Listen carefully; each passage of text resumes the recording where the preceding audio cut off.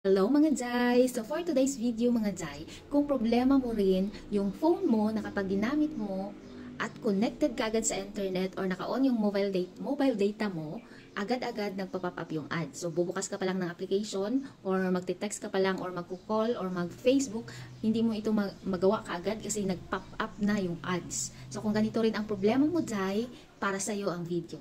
So ganito ang gawin mo Jai kapag nangyari ito sa iyo. Huwag mo nang dalhin doon sa nagpapabayad, ikaw na mismo ang gumawa niyan Jai. So ganito ang gawin mo kapag na-open mo yung phone mo tapos nag-pop up yung ads, hindi mo yan magagamit dahil kailangan mo tapusin yung ads. So dyan sa phone mo, sa baba mismo, dyan sa baba ng phone mo, makikita mo dyan yung tatlong icons. So meron dyan yung square, at saka yung triangle, at saka yung tatlong lines. Piliin mo yung tatlong lines. Pindutin mo yung tatlong lines at lalabas yung mga ganito.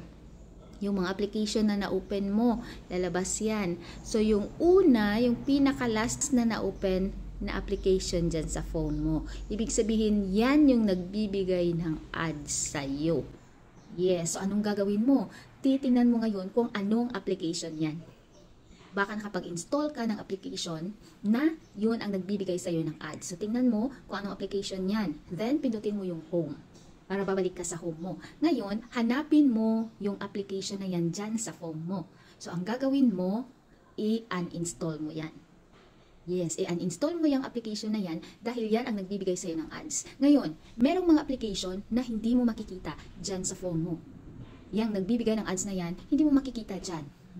Kasi nagtatago. Hindi ko alam kung bakit sila nagtatago. No? Hindi mo makikita. Meron akong naayos, hindi ko makita yung application sa phone mo. So, ang ginawa ko, ito yung gawin mo rin. Punta ka sa Play Store mo.